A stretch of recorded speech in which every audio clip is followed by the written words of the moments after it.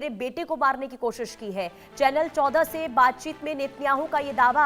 Netanyahu ने बेटे का नाम नहीं बताया। नेतन्याहू के दो बेटे हैं, याईर और अवनर, और इजराइल के प्रधानमंत्री बेंजामिन नेतन्याहू ने एक बहुत बड़ा दावा कर दिया है और उन्होंने ये कहा है कि ईरान ने उनके एक बेटे को मारने की कोशिश की थी।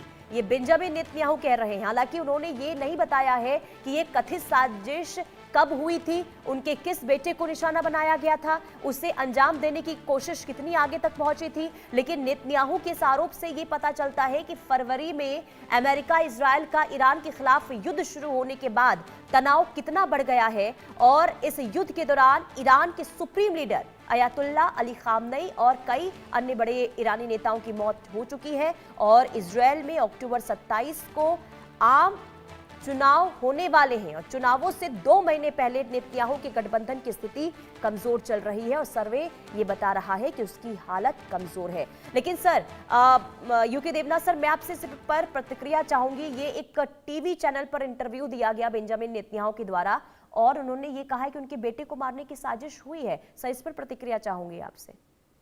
पुनीता, देखो, ये जो बयान है, अगर हम राजनीतिक पक्ष देखें तो थोड़ा हास्यास्पद भी है।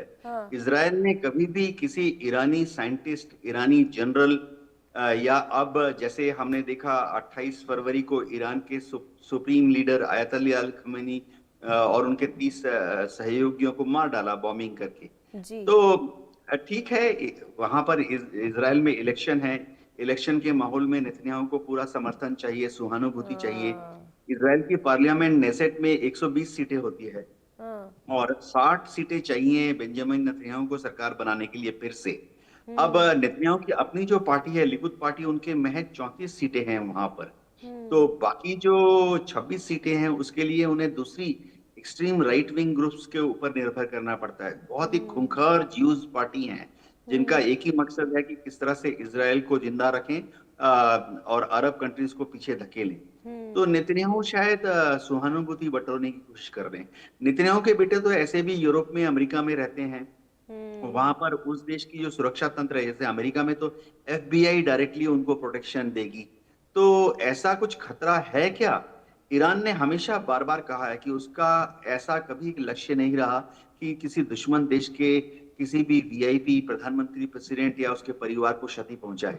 ईरान ने ऑफिशियली कभी नहीं किया और इसका कोई पिछले 40 साल 30 साल में कोई रिकॉर्ड भी नहीं है। यानी कि जो सर्वे आया है और उसके बाद ये माना जाए कि बेंजामिन नेतन्याहू उस तरीके से अलग अलग प्रतिक्रिया दे रहे हैं, जैसा आपने कहा कि एक सिंपैथी गेन करने की कोशिश हो रही है, चुनाव में हार का सामना ना करना इस वजह से।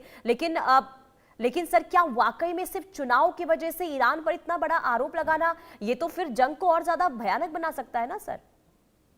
पुनीता, देखो, इससे उनके काफी सारे स्वार्थ सिद्ध होते हैं। एक, वो अपने लिए सहानुभूति बना रहे हैं, अपने परिवार के लिए सहानुभूति बना रहे हैं। दूसरा, अपनी पार्टी की पोजीशन को मजबूत कर रहे हैं।